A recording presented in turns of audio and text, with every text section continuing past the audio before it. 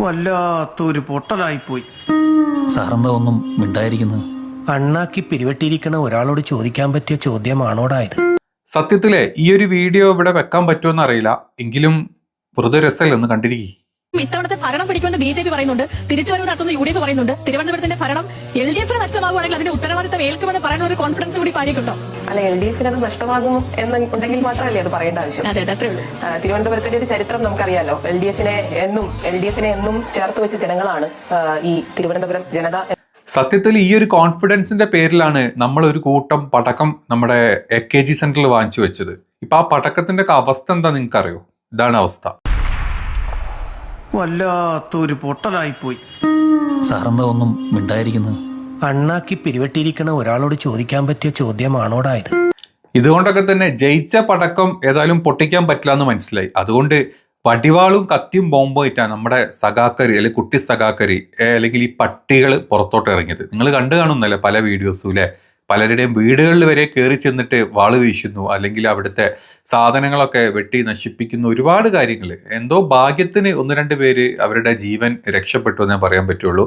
ഈ പട്ടികളെ വല്ല ഈ മറ്റേ പന്നിപ്പടക്കട്ട വെച്ച് തീർത്താളെന്നല്ല. അതല്ലെങ്കിൽ ഈ പട്ടിക്ക് വെക്കുന്ന വല്ല വിഷം ഉണ്ടെങ്കിൽ എവിടെയെങ്കിലുമൊക്കെ ഒന്ന് ഒഴിച്ചു കൊടുത്തു കഴിഞ്ഞാൽ ഈ വക സാധനങ്ങൾ നമ്മുടെ നാട്ടിൽ നിന്ന് അങ്ങോട്ട് പോകും. നമ്മൾ ഉത്തരേന്ത്യയിലോട്ട് നോക്കിട്ടെ, നമുക്ക് RSSകാർ ചെയ്യുന്നെങ്കിൽ സംഘപരിവാർ ആളെ കൊല്ലുന്നത് നോക്ക്, അല്ലെങ്കിൽ ബജ്രംഗതകൾ ആളെ കൊല്ലുന്നത് നോക്കുന്നൊക്കെ നമ്മൾ പറയും. അതിനേക്കാൾ വലിയ മാരക വിഷങ്ങളാണ് ഈ കൂട്ടത്തിൽപ്പെട്ട സകല പട്ടിസഖാക്കളും. മൊത്തത്തിലല്ല പറഞ്ഞ ഈ പരിപാടി ചെയ്ത ഇന്നലെ കണ്ണൂരും പല സ്ഥലങ്ങളിലും ഇത്തരത്തിലുള്ള പരിപാടികൾ ചെയ്ത ഈ പട്ടിസഖാക്കളുടെ കാര്യം ഞങ്ങൾ പറയട്ടെ. വേറെ ഒന്നും നിങ്ങൾ ചിന്തിക്കും വേണ്ട. അപ്പം ഇതിനൊക്കെ കൈയടിച്ചിരിക്കുന്ന അല്ലെങ്കിൽ ഇതൊക്കെ നോക്കിയിട്ട് ഇവനൊക്കെ സ്പോട്ടിൽ പൊക്കാൻ നമ്മുടെ പോലീസിന് പറ്റുന്നില്ലല്ലോ അല്ലേ? അതെങ്ങനെ? പോലീസ് അതിനേക്കാൾ വലിയ ഗുണ്ടകളല്ലേ അല്ലേ? നമ്മുടെ പിണറായി അച്ഛൻ്റെ വലിയ ഗുണ്ടകളാണ് പോലീസ് അല്ലേ? എല്ലാവരും അല്ല, അതിലും ഒരു വിഭാഗം ആൾക്കാർ, ഏറ്റവും കൂടുതൽ വിഭാഗമുള്ള ആൾക്കാർ. നമ്മുടെ നാട്ടിലെ വേറെ ഏതെങ്കിലും ഒരു പാർട്ടിക്കാരോ അല്ലെങ്കിൽ വേറെ ഏതെങ്കിലും നാട്ടുകാരോ ഇത്തരത്തിൽ വടിവാളും എടുത്ത് നടന്ന് ഇതുപോലെ ആളുകളുടെ വീട്ടിലോട്ട് ഓടിച്ചെന്ന് വെട്ടാൻ വേണ്ടി എന്താ പറയുക, വാള് വീശുക. അവിടുന്ന് അത് മാറിയിട്ട് പിന്നെ വണ്ടിക്കും അവിടെയും ഇവിടെയൊക്കെ അടിച്ചുകൊണ്ട് പോകുന്നു കണ്ടു കഴിഞ്ഞാൽ വിത്തിൻ സെക്കൻഡ്സിൽ അല്ലെങ്കിൽ വിത്തിൻ അവേഴ്സിൽ പൊക്കേണ്ടവനൊക്കെ പൊക്ക മാത്രമാണോ ഇവനൊക്കെ? ഈ മറ്റേ ഉരുട്ടണ പരിപാടി ഉണ്ടല്ലോ, ഈ ഉരുട്ടിക്കൊല എന്നൊക്കെ പറയാറുണ്ട്, അതേപോലെ ചെയ്യണവനൊക്കെ നല്ല ഒലക്കെടുത്ത് ഉരുട്ടി ഇവൻ്റെയൊക്കെ വാരിയിൽ പൊടിയുന്നവരെ പൊടിക്കണം. ഈ വക ചെറ്റകളെ ചെയ്യേണ്ട കാര്യം അതാണ്. ഒരു തോൽവി തോറ്റു കഴിഞ്ഞാൽ അല്ലെങ്കിൽ കൊത്തളങ്ങളായിട്ട് പിടിച്ചു വെച്ചിട്ടുള്ള പല സ്ഥലങ്ങളും അടിമുടി വേരടക്കം പറഞ്ഞു പോയി കഴിഞ്ഞാൽ ഈ വക ചെറ്റകൾക്ക് ഉള്ളിൽ തോന്നുന്ന ഒരു തോന്നൽ, അതിൽ നമ്മൾ RSSനാണെങ്കിലും സംഘപരിവാരങ്ങളാണെങ്കിലും ഈ കൂട്ടത്തിലുള്ള ഈ പറഞ്ഞ കമ്മി കൊമ്മികളാണെങ്കിലും ഇതിൻ്റെ അപ്പുറത്ത് കാര്യങ്ങൾ ചെയ്യേണ്ടി വരും. അതിലൊരു മാറ്റമില്ല. നമ്മുടെ പോലീസിന് ഇപ്പം ഏതായാലും നട്ടല്ലില്ല എന്ന് നമുക്ക് നല്ല പോലെ അറിയാം. കാരണം പോലീസിൻ്റെ നട്ടല്ലിന് തന്നെ നട്ടല്ലില്ലാത്തൊരവസ്ഥയാണ്. അപ്പോൾ പിന്നെ ഇതിൻ്റെ അപ്പുറത്തും നമ്മൾ പ്രതീക്ഷിക്കാം. ഇനി ഇതൊക്കെ പോട്ടെ, ഇതിന് ഇന്നലെ സതീശൻ ഒരു മറുപടി കൊടുത്തിട്ടുണ്ട്, VD സതീശൻ. ആ മറുപടിക്ക് ഭയങ്കര ഇഷ്ടമായി. ഒരേ നാണയത്തിൽ തന്നെ തിരിച്ചടിക്കണം, എങ്കിൽ ഈ ചെറ്റകൾക്ക് മനസ്സിലാവുള്ളൂ. അതേതായാലും ഒരു 3-4 മാസം കൊണ്ട് ഭരണം മാറി വരുമ്പോൾ ഈ വക സകല എണ്ണത്തിനെയും ഉരുട്ടിക്കൊന്നിട്ടാണെങ്കിലും തീർത്തേക്കുന്നതായിരിക്കും ഏറ്റവും ബെസ്റ്റ് എന്നാണ് എൻ്റെ ഒരു അഭിപ്രായം കേട്ടോ. ഏതായാലും സതീശൻ പറഞ്ഞ വാക്കുകളൊന്ന് കേട്ടു നിങ്ങൾ. ഇനി ഞങ്ങൾ പ്രവർത്തകരെ ആക്രമിച്ചാൽ ഞങ്ങൾ അതേ നാണയത്തിൽ തന്നെ ഞങ്ങളും തിരിച്ചടിക്കും, ഉറപ്പായിട്ട് തിരിച്ചടിക്കും.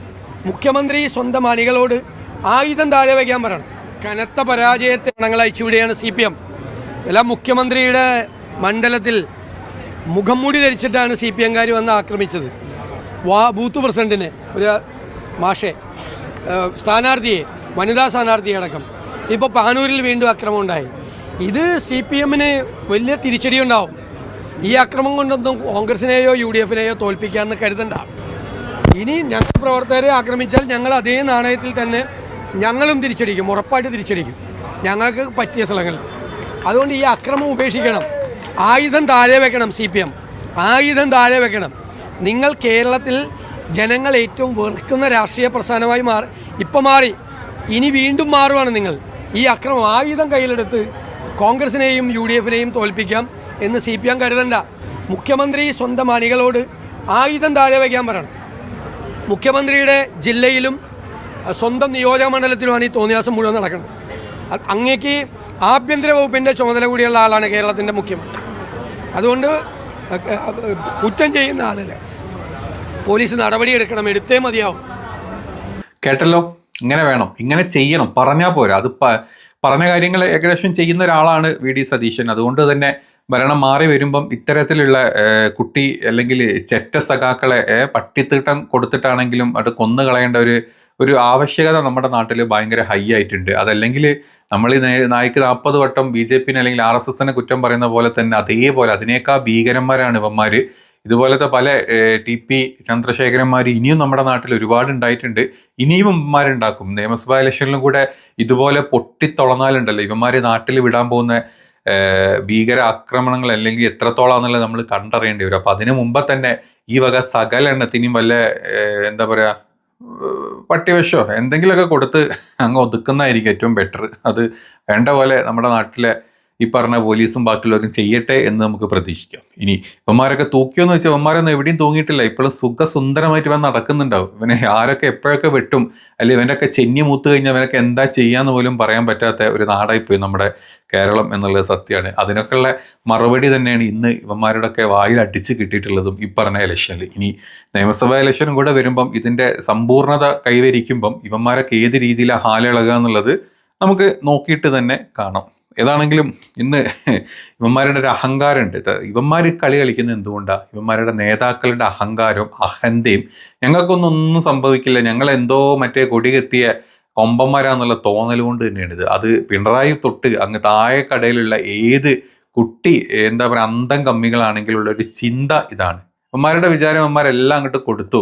ഇവൻ്റെയൊക്കെ തറവാട്ടിൽ നിന്ന് കൊണ്ട് കൊടുത്ത സ്വത്താണ് അവൻ്റെയൊക്കെ വിചാരം. അതുകൊണ്ടാണല്ലോ ഇന്നലെ മണി വന്നിട്ട് ഇമ്മാതിരി മണിയടി അല്ലെങ്കിൽ ഒരുമാതിരി മഞ്ഞ വർത്താനം എന്നല്ല പറയാൻ നിങ്ങൾ കേട്ട് കാണുമല്ലോ അല്ലേ. അതായത് അവൻ്റെയൊക്കെ തറവാട്ടിൽ നിന്ന് കൊടുത്തിട്ടാണ് ഈ ക്ഷേമ പെൻഷൻ ആൾക്കാർക്ക് കൊടുത്തത്. ഇതൊക്കെ നക്കി വോട്ട് തന്നില്ലല്ലോ എന്നാണ് ആ ഒരു നക്കി ഇന്നലെ പറഞ്ഞിട്ടുള്ളത്. അത് നമ്മൾ കണ്ടു ഇന്നലെ. ഇതെല്ലാം വാങ്ങിച്ച് നല്ല ഭംഗിയായി സാപ്പാട് കഴിച്ചിട്ടുണ്ടാവുന്നത്. എന്നിട്ട് ഏതോ തക്കതായ നൈമിഷികമായ വികാരത്തിന് എതിരെ വോട്ട് ചെയ്യുന്നു. പിന്നല്ലാതെ നന്ദികേടല്ല, നല്ല അനുകൂലമാണോ? ക്ഷേമ പ്രവർത്തനം, റോഡ്, പാലം, വികസന പ്രവർത്തനങ്ങൾ, ജനക്ഷേമ പരിപാടി ഇതുപോലെ കേരളത്തിൻ്റെ ചരിത്രത്തിൽ നടന്നിട്ടുണ്ടോ? ഇല്ലല്ലോ. ഇതെല്ലാം വാങ്ങി നല്ല ഭംഗിയായി ചാപ്പാട് കഴിച്ചവർ നല്ല ഭംഗിയായി നമുക്ക് വെച്ചു എന്നാണ് എനിക്ക് തോന്നിയത്. അപ്പൊ ഇത്തരം നക്കികളോട് ചോദിക്കാനുള്ളത്, മണി നിന്റെ വീട്ടിൽ നിന്ന് നിന്റെ തന്ത കട്ട സ്വത്തല്ല ഈ പറഞ്ഞ ക്ഷേമ പെൻഷൻ. ഇനി നീ കട്ടുണ്ടാക്കിയ സ്വത്തുമല്ല ഈ പറഞ്ഞ ക്ഷേമ പെൻഷൻ. ഇനി നിന്റെ പിണറായി കട്ടതോ അല്ലെങ്കിൽ പിണറായിൻ്റെ മക്കൾ കട്ടതോ ആയിട്ടുള്ള അല്ലെങ്കിൽ പിണറായിൻ്റെ സ്വന്തം സ്വത്ത് വകകൾ പെട്ടതൊന്നുമല്ല ഈ ക്ഷേമ പെൻഷൻ. ഈ പറഞ്ഞ ഞങ്ങളെയും നിങ്ങളെയും ബാക്കിയുള്ള നാട്ടിലെ സകലമായ ആൾക്കാരെയും പിഴിഞ്ഞെടുത്തിട്ടുള്ള സെസ്സായിട്ടും മറ്റ് പല രീതിയിലുള്ള പൈസ ആയിട്ട് നിങ്ങൾ പിരിച്ചെടുത്ത് നിങ്ങളത് ദൂർത്തടിച്ചു. ആ പൈസ പോലും മര്യാദയ്ക്ക് ഈ പാവപ്പെട്ട ക്ഷേമ പെൻഷൻ കിട്ടുന്ന 2000 ഉലുവ കിട്ടുന്നവർ അതുകൊണ്ട് അല്ലെങ്കിൽ നീയൊക്കെ അങ്ങ് കൊലത്തി കൊടുത്ത 2000 കൊണ്ടല്ല ജീവിക്കുന്നത്. കിട്ടുന്നതിലൊരു ഭാഗ്യം കിട്ടട്ടെ എന്നാണ് പറയുന്നത്. അവർക്ക് അവകാശപ്പെട്ടതാണ്, അത് ജനങ്ങൾ കൊടുക്കുന്നതാണ്, നിന്റെ ഒന്നും തറവാട്ടിൽ നിന്ന് കൊണ്ടുവന്നതല്ല. അതുകൊണ്ട് അതിനുപോലും നിനക്കൊക്കെ ഇത്തരത്തിലുള്ള കണക്കാണെങ്കിൽ നേതാവായിട്ടുള്ള നീയൊക്കെ ഇത്തരത്തിലുള്ള നകളിപ്പാണ് നകളിക്കുന്നതെങ്കിൽ നിൻ്റെയൊക്കെ താഴെക്കടയിലുള്ള ഈ അന്തം കമ്മികൾ ഈ പറഞ്ഞ പോലെ വടിവാളും പലതും എടുത്ത് ഈ പാവപ്പെട്ട ആൾക്കാരുടെ മേലോട്ട് തിരിയും. അതാണ് നമ്മൾ ഇന്നലെ മൊത്തത്തിൽ ഇവിടെ കണ്ടിട്ടുള്ളൊരു കാര്യം. ഏതായാലും ഒരെണ്ണം കൊണം പിടിക്കൂല ഒരു കാലത്തും. എവിടെങ്കിലൊക്കെ വന്ന് വല്ല വണ്ടി തട്ടിട്ടോ അല്ലെങ്കിൽ പട്ടി കടിച്ചിട്ടോ വല്ല വിഷം കയറിയിട്ടോ പാമ്പ് കടിച്ചിട്ടോ ഒക്കെ തന്നെ ചത്തൊടുങ്ങും ഈ വക സകല ഐറ്റവും നമ്മുടെ നാട്ടിൽ നിന്ന്. അതിനു വേണ്ടി പ്രാർത്ഥിച്ചോ. അതല്ലെങ്കിൽ നിങ്ങളുടെയൊക്കെ വീട്ടിൽ വന്മാർ കയറി വരും, ഇതുപോലെ വാള് വീശും. ഇപ്രാവശ്യം രക്ഷപ്പെട്ടു, എല്ലാ പ്രാവശ്യവും രക്ഷപ്പെട്ടോളൊന്നുമില്ല.